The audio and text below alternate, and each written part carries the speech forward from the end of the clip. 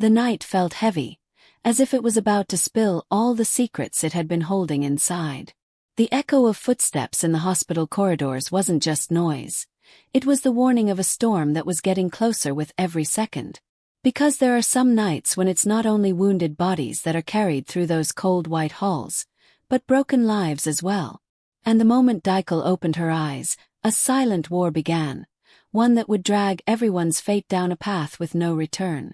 So now the real question is this.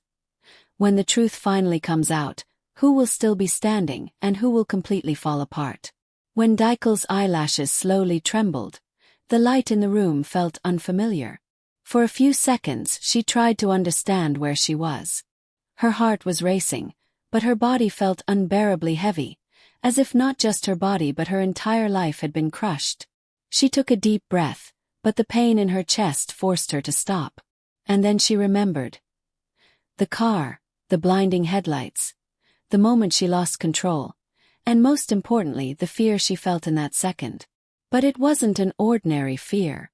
It was the kind of fear that tells you someone meant to hurt you. When she slowly turned her head, she saw her mother. The woman's eyes were filled with tears, but she was trying to smile. Sometimes people smile not because they're okay, but because they're trying to hide how much they're hurting. Do you think that's what being strong really means? Or is it just another way of hiding pain? Daikel, her mother said in a trembling voice. My daughter, are you okay? Daikel didn't answer. She simply looked around the room, then asked one single question. Who hit me? In that moment, the air inside the room changed. Because there are some questions whose answers don't just reveal the truth, they change everything. Her mother avoided her gaze. It was an accident, she said, but her voice betrayed her. Daikel slowly shook her head. No, it wasn't. And in that moment something shifted inside her. For the first time, she realized she wasn't just a victim anymore. She was someone who would chase the truth. Down the corridor, Erkan was walking, but this wasn't the walk of a calm man. It was the walk of someone fighting the storm inside him. His fists were clenched, his jaw locked. Because he knew it too. This wasn't an accident. Suddenly, Furman appeared in front of him. The two men locked eyes. Silence. But inside that silence were thousands of unspoken words. Erkan spoke slowly. You did this. Furman's face hardened. Watch what you're saying. Erkan stepped closer. Whoever hurts Daikel will have to face me. Furman gave a faint smile, but there was no warmth in it. You still think you're someone important. Erkan's voice grew firmer.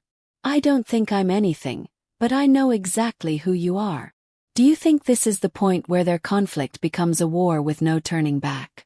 Furman didn't respond. He simply walked away. But inside him the anger was growing. Because losing control was his greatest fear. And Daikel was slipping out of his control. When Daikel was left alone in her room, she closed her eyes. But this wasn't rest. This was confrontation with everything she had been avoiding. Erkan. Even his name made her heart race. But it also scared her. Because the man she loved was now standing against her own family. What would you do if you were caught between the person you love and the family you belong to? Her phone buzzed. Message. I'm here. I didn't leave. Erkan. Daikel stared at the screen for a long moment. A tear slowly slipped down her cheek. But it wasn't weakness. It was a feeling she could no longer hide. Daikel stared at the message for a long time. A single tear slid down her cheek. But it wasn't weakness. It was a feeling she could no longer hide. At the same time, a completely different truth was being revealed at the mansion. Farid. The name everyone believed was lost, the one they thought had died years ago, was actually alive. And in that moment the door opened. Farid stepped inside. Everyone froze. Because there are some returns that don't just bring a person back, they bring the entire past with them. Fikret stood up abruptly. This is impossible. Farid lifted her eyes calmly. No, it's not impossible. In that moment, everyone had the same question in their mind. Was the truth finally about to come out? Farid spoke slowly. I hid for years because I had no choice. Furman's face tightened, because her return had the power to destroy everything he had built. Do you think Farid is truly innocent? Or is she hiding something too? Meanwhile, at the hospital, another story was unfolding. Kadir was drifting between life and death in the intensive care unit. When the doctor stepped out, everyone held their breath. His condition is critical. Those two words are sometimes enough to destroy all hope. When Daikel heard this, she closed her eyes. Because in that moment, she understood. This story wasn't just about her anymore. It was everyone's story. Of love, betrayal, family ties, and hidden secrets. But the biggest question still remained. When the truth comes out, who will lose whom? And perhaps more importantly, is there anyone in this story who is truly innocent? Comes next. Will change everything. The moment Farid stepped into the mansion felt like opening a chest that had been locked away for years. Some people never return, but some return only to force everyone to face the past. Every person in that room had the same shock in their eyes, yet each heart carried a different fear. Because the return of someone believed to be dead isn't just a miracle. It can also be the beginning of a long-awaited reckoning. So why do you think someone would hide for years? Out of fear? Or because they were waiting for the right moment? Fikret's hands were trembling. For the first time, the strong image he tried to maintain had completely fallen apart. He took a step toward Farid, but it was as if getting closer would mean accepting that what he was seeing was real. "You," was all he could manage to say. His words caught in his throat. Farid didn't look away. In her gaze, there was both longing and years of silent resentment. "Yes, father," she said in a quiet but firm voice. "It's me. The daughter you tried to forget." That single sentence changed the entire atmosphere in the room. Because sometimes a person's return alone isn't enough. Their very first words can shatter years of silence. The family looked at one another in shock. Nilofer held her breath, while Sivan sensed that this wasn't just a family confrontation, but the beginning of something much bigger. Furman's face had gone pale. Maybe he already knew Farid was alive. But her return at this exact moment couldn't be a coincidence, especially not right after Daikel's accident. Farid glanced briefly at Furman. Even in that short look, there was a tension that had been unresolved for years. Do you think Farid came back just to reunite with her family? Or to settle a score? No one knew what to say, but Farid broke the heavy silence herself. "I'm not here to cry, hug, or talk about the past," she said. "I'm here to tell the truth." With that, Fikret's expression hardened. As a father, he had just regained a daughter he thought he had lost, but what he felt in that moment wasn't joy, it was fear. Because he knew that a buried truth could destroy everything in the present. "Farid, this is not the time for this," he said. Farid didn't smile, but her lips tightened slightly. "It's exactly the time," she replied. "Because all these years, you kept waiting for the wrong moment. That's why everyone stayed silent, and everyone lost." At the very same moment, a completely different storm was raging inside Daikel's hospital room. The doctor had stepped out, and her mother had gone downstairs for a short while. The room was silent, but Daikel's mind was anything but. The footage Erkan had shown her was still playing over and over in her head. Watching her own brother follow her, and deliberately cause that crash, it wasn't just betrayal. It felt like something had collided with her childhood, her family, her entire past.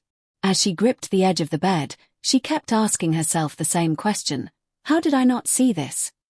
Because sometimes the hardest question isn't about the evil you witnessed, but about why you didn't recognize it sooner. If you were in her place, what would you do after seeing something like that? Would you choose to protect your family? Or, for the first time, choose yourself? The door opened quietly. It was Erkan. This time, there wasn't just anger in his eyes, there was a deep urge to protect her. But beneath that, there was also helplessness.